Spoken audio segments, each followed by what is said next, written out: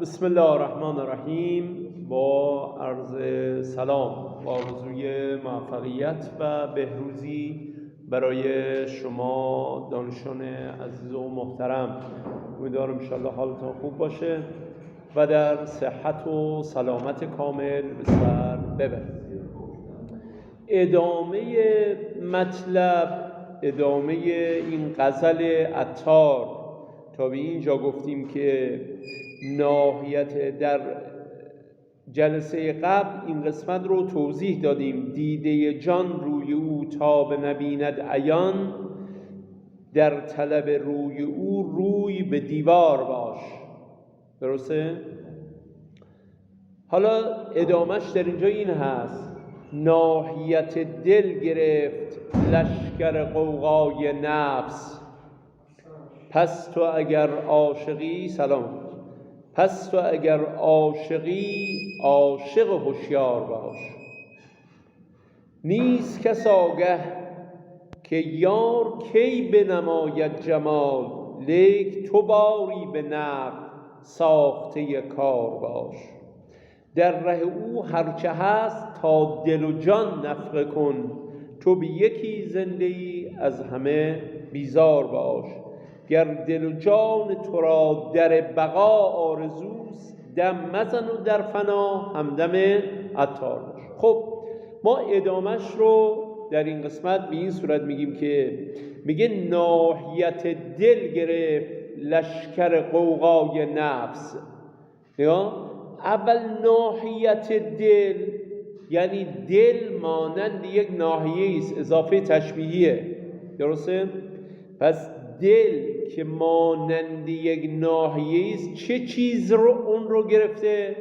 لشکر غوغای نفس، هواهای نفسانی. بازم اضافه تشبیهیه، هواهای نفسانی. درسته؟ که مانند لشکری است آمده و اون منطقه دل رو که جایگاه روح و روان هست رو تسخیر کرده.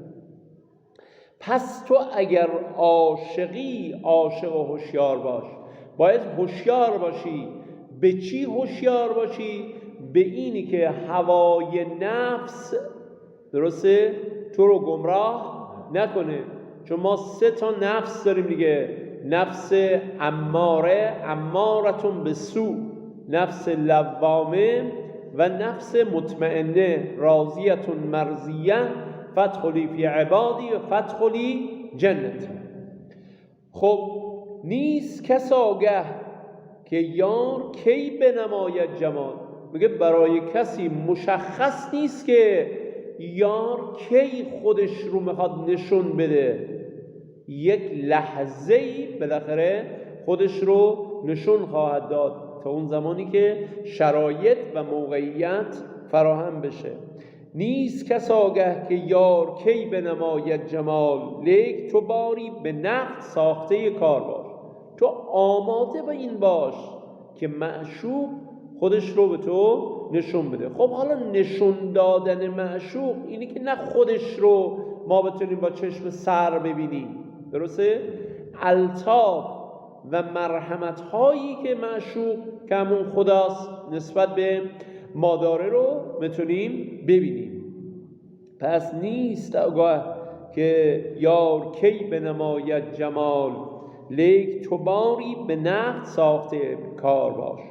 پس باری یعنی خلاصه در هر لحظه در هر زمانی تو باید آماده این کار باشی.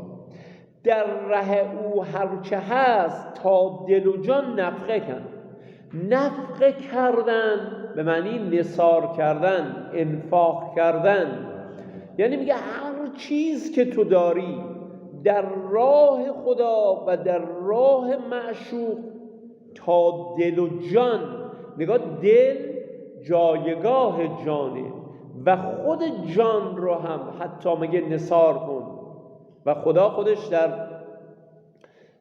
قرآن این نکته رو بیان کرده دیگه: کسانی که در راه خدا کشته میشوند اونها مرده نگویید، بل اونها زندن و نزد پروردگارشون روزی میخورن. در یه حدیث قدسی داریم که میگه که خداوند بندگانی رو که دوست داره اونها رو عاشق خودش میکنه و وقتی که عاشق خودش کرد اونها رو در راه خودش به شهادت میرسونه. پس میگه در ره او هرچه هست تا دل و جان نفقه کن.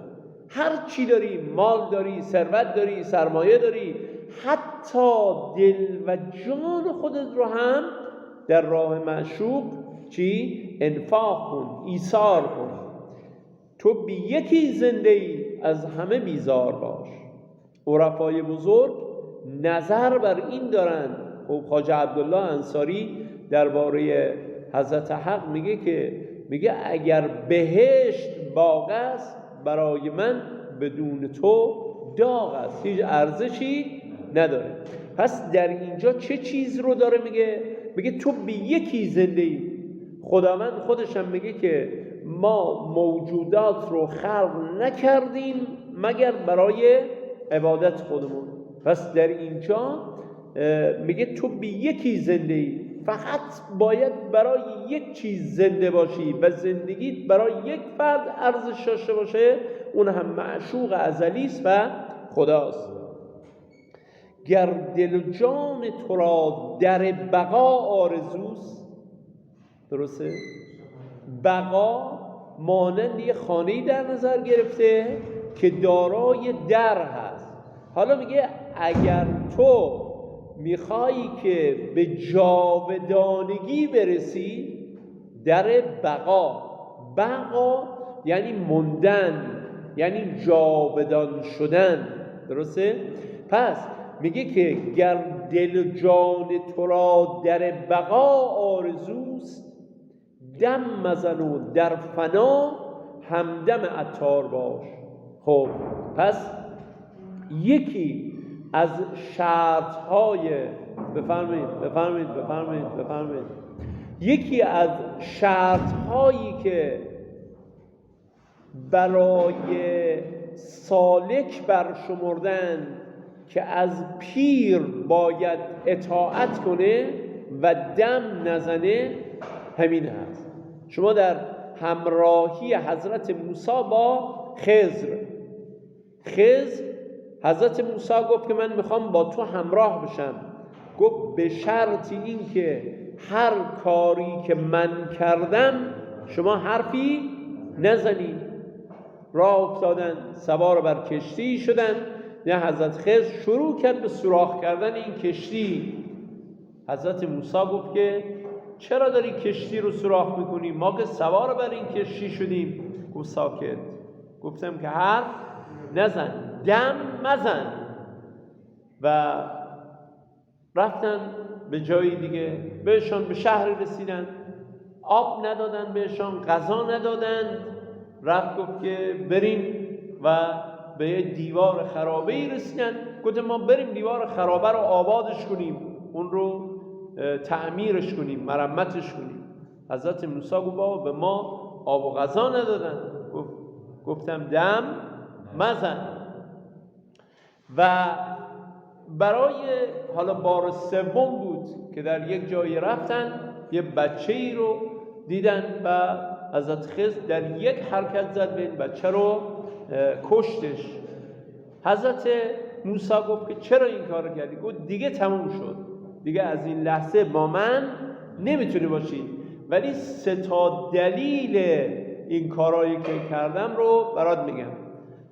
اولی کشتی که ما سوار شدیم، اون کشتی متعلق به یک فرد فقیری بود و سلطان جابری بود در اینجا، ستمگری بود که کشتی‌های سالم رو میگرفت. ما این کشتی رو سوراخ کردیم برای که اون نتونه بگیره. این دیواری که ما مرمت کردیم متعلق به یک بچه یتیمی بود، چون کسی نداشت و گفتیم که تا به اون سن بلوغ بخواد برسه، درسته، این گنجی که داخل این دیوار بود به دست مردم میفته. ما این رو مرمت کردیم تا به دست خودش بیفته. و این بچه‌ای که کشتیم، این بچه هم پدر و مادر خیلی خوبی داشت و این آبروی اونها رو میبرد. و به هر حال که خداوند به من چی کرد که بهتر این به زندگیش ادامه نده. پس یکی از مواردی که سالک باید در اون مسیری که طی میکنه این چه هست؟ که بر پیر خودش خورده نگیره. پس در اینجا عطار رو به عنوان پیری برای ما در نظر میگیره، درسته؟ پس میگه دم مزن و در فنا هم دم عطار باش. آخرین مرحله در 7 شهر عشق عطار، در 7 شهر عشق عطار آخرین مرحلش مرحله چی بود؟ فناء فی الله و بقاء فی الله، یعنی فانی شدن در خدا و باقی شدن در خدا. پس در این غزل این نکته رو به خوبی داره بیان میکنه. پس چند تا نکته داشت این. پس میگه که اگر میخوای که تو به اون مرحله، اگر تو میخوای به اون مرحله‌ای برسی که به جاودانگی برسی و به بقا برسی، چند تا کار رو باید انجام بدی.